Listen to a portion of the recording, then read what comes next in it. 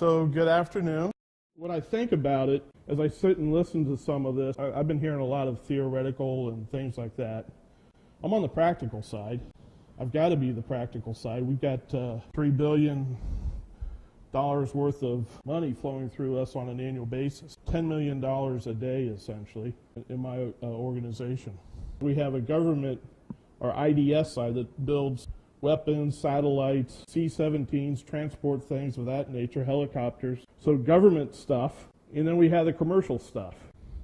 Just a couple quick slides. Everybody know Boeing? If everybody flew here, hopefully you flew a Boeing airplane. So founded in 1916, so it's really a heritage that mirrors the history of flight. A lot of stuff that we do. It's really a pretty cool company when you go see and touch. I go out and touch the products and see things. It's pretty cool. You look up in the sky and it's Boeing. Through this, we've had Vision 2016 actually for 20 years. So about 96 or so, 98. It's changed a little bit, but it still hits on some of the basics. Strategy, running a healthy core business.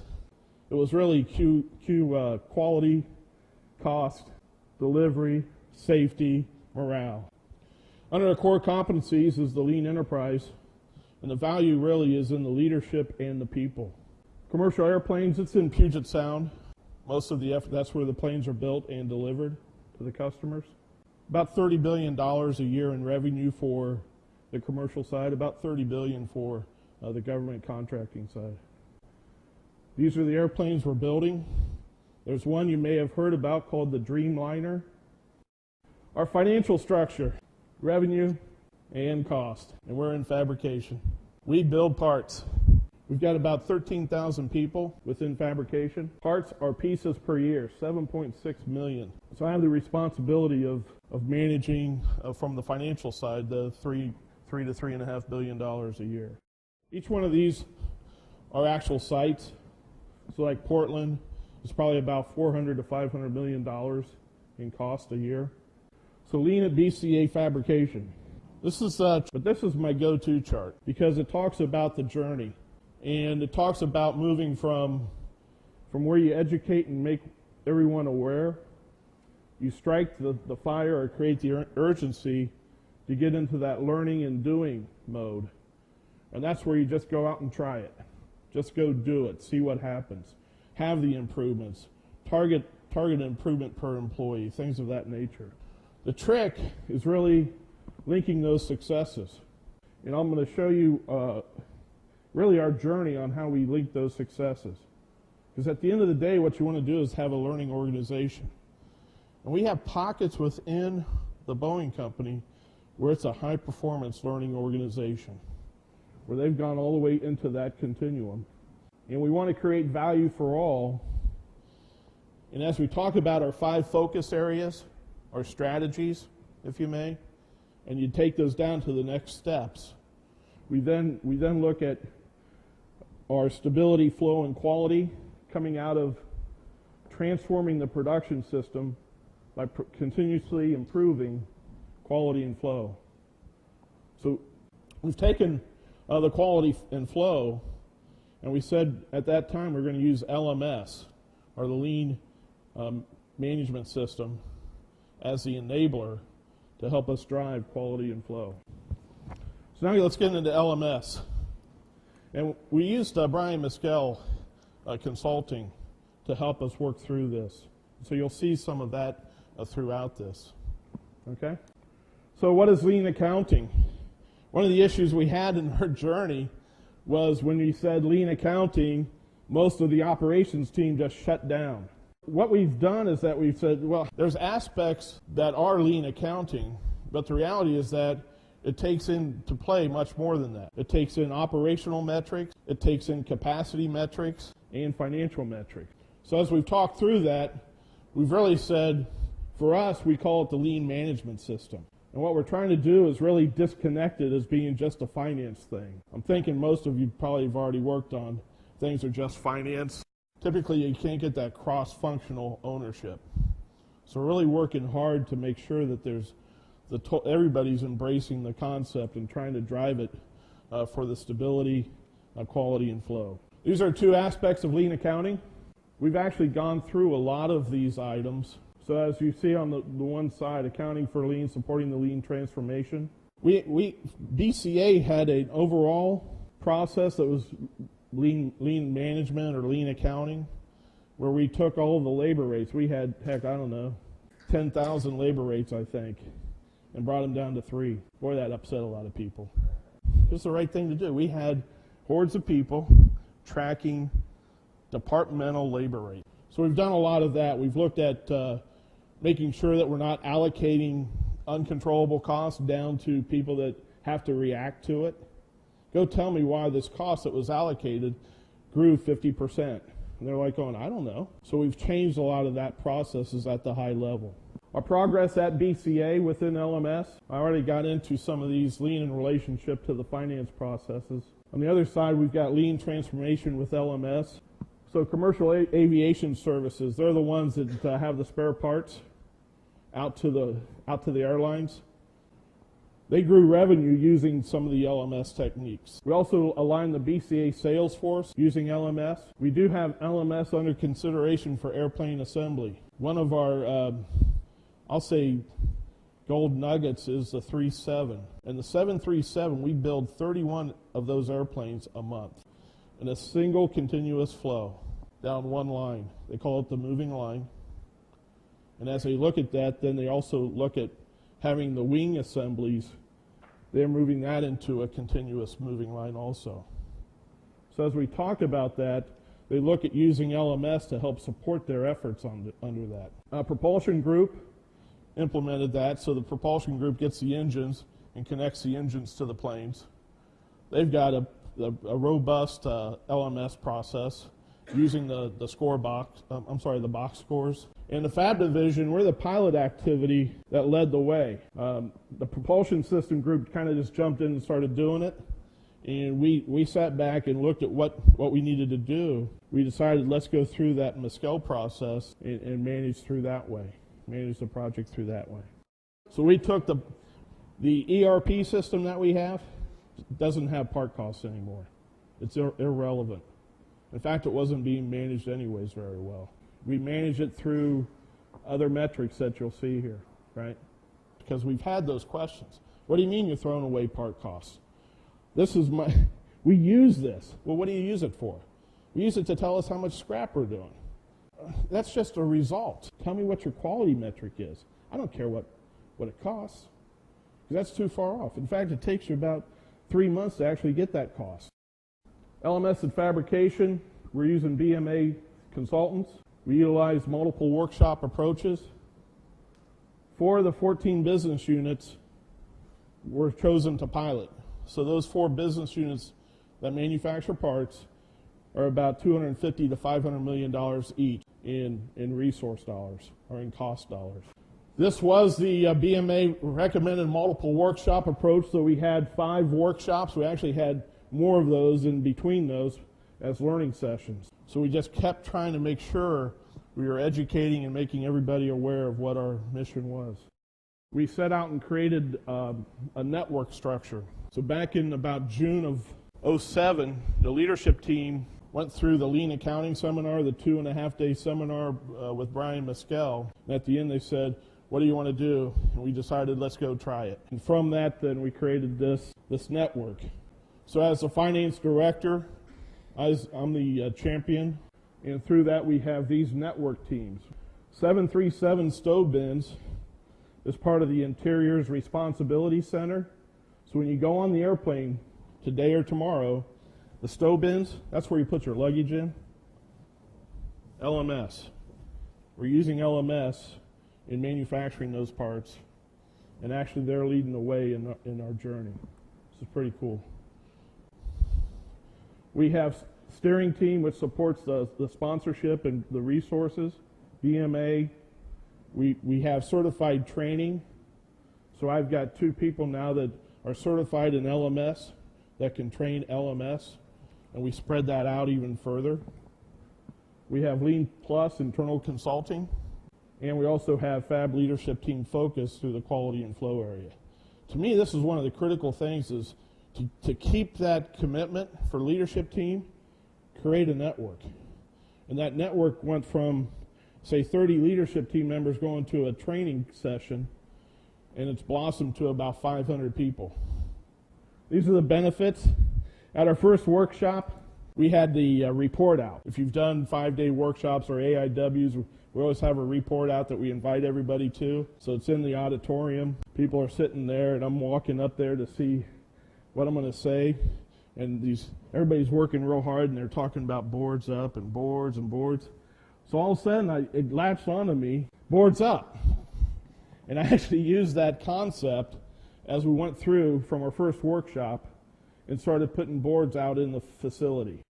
The prior session, they said it's easy to get boards up. Actually, we went through about 4 iterations of that. It's not easy. It is if you just slap it up and run away. We actually, through our network team, talked about those metrics that were on the boards. And they had, through their network meetings, the people out on the shop, the work cells, were talking about, well, what do we want by quality? What do we mean by that? So they really were pouring through that. So we took out sales because we're actually a cost center. These are some of the starter sets that we use, and it's really units per person, on-time delivery, dock to dock, first time through, and average cost per unit. And that average cost per unit is within the value stream, and it's part of the box score that we have. This starts getting us into, well, what do you mean through all that?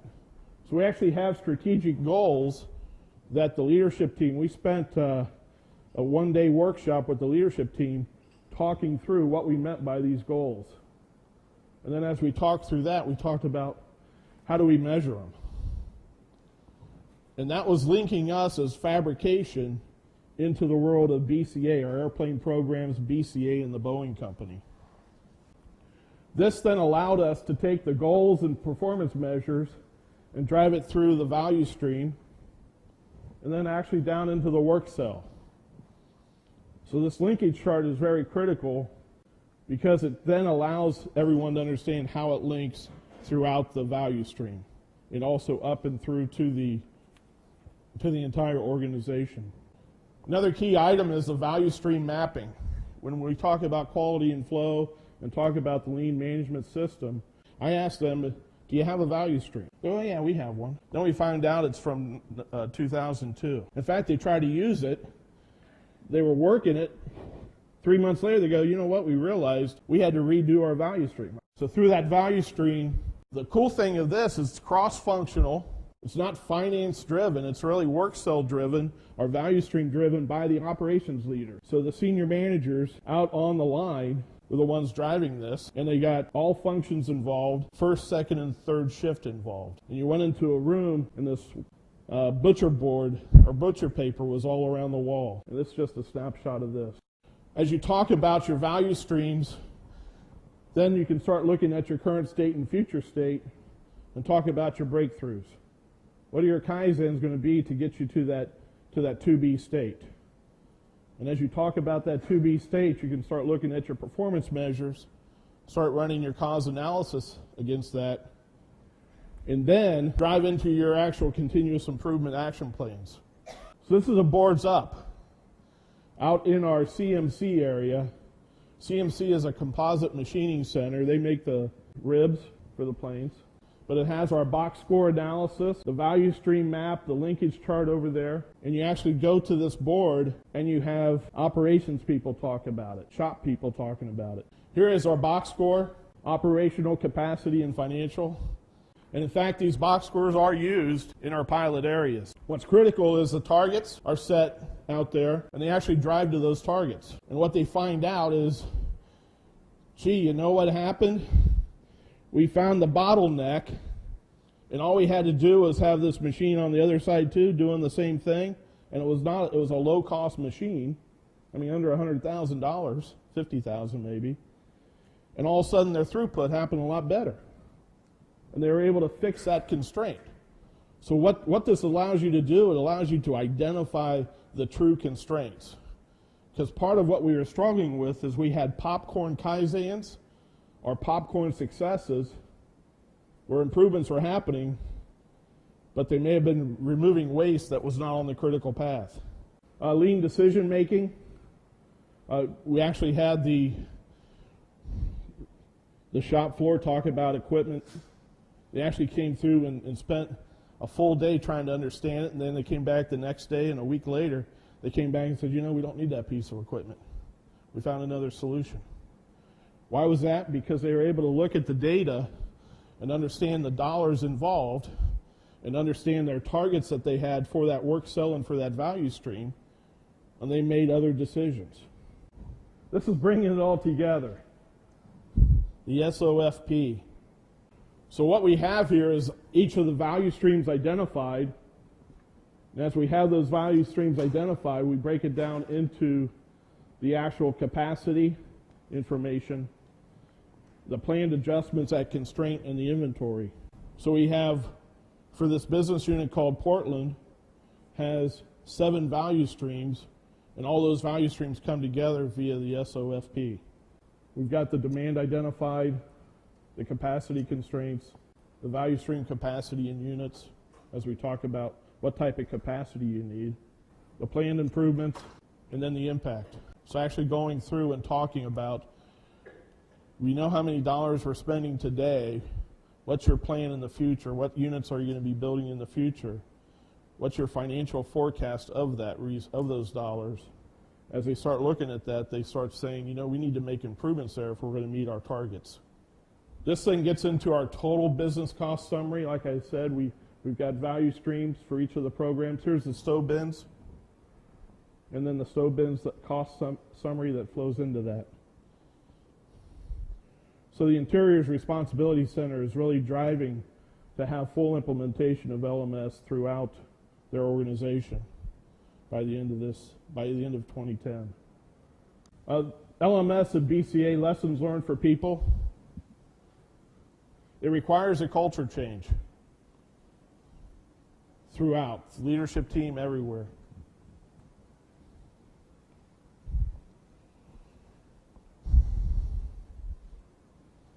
Creates that problem-solving culture. That's really what you're after. Give the empowerment to them. What I try not to do is give top-down targets. Sometimes I'm forced to. Tools or method. Lean accounting or the lean management system is a management system. It's not just a set of tools. If you subscribe to the lean journey and have value streams, you get your value stream boards up, you get your linkage charts up, and you start working your box score. Executive sponsorship is essential. You've got to make it very clear that everybody's on board. And your go see and learns are what help that out. This is our cookbook approach. So what we did in our goals that we had, we committed to having a network. We committed to having pilots out there that actively worked this and did the workshops. We also committed to having a cookbook or a practical implementation guide so that we could actually hand that off to others. So we've actually handed this cookbook off to the propulsion group. We've handed it off to the 777 to look at because it's our step to, it's really taking Mescal and also taking our experiences and talking about how we can get the organization into LMS. And so it's a very detailed effort, step by step, on how we can implement LMS at a business unit. And it just starts with organizational readiness, building the foundation, value stream implementation team. So identify your value streams, identify the teams on that value stream, define the value stream, control the value stream, managing and improving the value stream. That's your value stream performance board. Lean decision making. You bring in more statement of work, and all you have is the material costs that you're really incurring additional. And then also linking it into your sales and operational plan and having it throughout your lean enterprise. We have gone through a lot of rough times. We're aerospace, for us, it's a cyclical industry. We typically are a laggard in the economy. We had great sales, I want to say 2 years ago. We're now starting to see where the freighter market's down. because cargo's not shipping as much, because people aren't buying as much, people aren't flying as much. So that's part of our business environment that we had out here. And there's a mention about 10,000 employees. That was for all of Boeing. For Boeing Commercial, it was 4,500 employees. And we had to lay off about, I want to say, 1,000 of that. And so that's difficult, because right away they're going to go back and say, you told me to work this, you told me not to worry about building capacity, and then you went and did this. The part that's missing is the discussion about the market reality. Sales have gone down. Our backlog has gone down. If you're building product and nobody's going to buy it, you can't get revenue for it, right? How do you bring in the cash? So you've got to bring in that market reality discussion and make them aware of that. So as we talk about that, the no layoff came in. That discussion came in a lot. And as we talked about, we just kept trying to make them aware that we need you to continue to work on your productivity, because we have to be competitive with our arch rival called Airbus, because they're doing the same things. And the only way you can do that is just keep focusing on productivity. So it was hard for us to do. But the business reality sets in where you have to do it, and you just have to keep working the team and talking about how you engage them. So trust is a big, the trust card was thrown down a lot. Our status within Fab Division right now, our integrated aerostructures, the business units using the 9 tactics of lean, which is the whole quality and flow and stability. And as they keep working that, they'll be moving into the LMS and using that. They're looking to have that done by 2012. Portland Machining, they've implemented a second value stream out there. They'll probably have a total of 7. And Interior Responsibility Center, they're now leading the way for us. And they want to have all the value streams in by 2010. Fab Division, these are the benefits. These are from the network members, the 500 people that have been involved in LMS throughout fabrication. The total value stream visibility on one platform. That's the benefit. You see that on a board. It's not in a conference room. The next major one, this one, I used to feel run by the business. Now I feel I'm running the business. These guys get pretty emotional on this. Come up with an operational plan, then dollarize it. So work the operational and capacity side, and then give me the dollars. Understand Kaizen impact on performance measures. This gets into that popcorn lean activity. Instead of having popcorn lean, make sure your Kaizens are linked, and you can see that when you do your box scores and your value stream mapping. Which gets into that focused approach to lean activities. Understand your bottlenecks. LMS creates a problem-solving culture, and that's part of that discussion I just had. It's really when the people realize that they own the business and they can be part of it and they can see their productivity pay off. That's when you see it happen. Okay? So getting back to it, it's all about the journey. It's about leadership commitment, patience, perseverance. Most importantly, it's about the people. And to just let them own it. Guide them, coach them, be part of them, right? Be part of the team. And it can happen.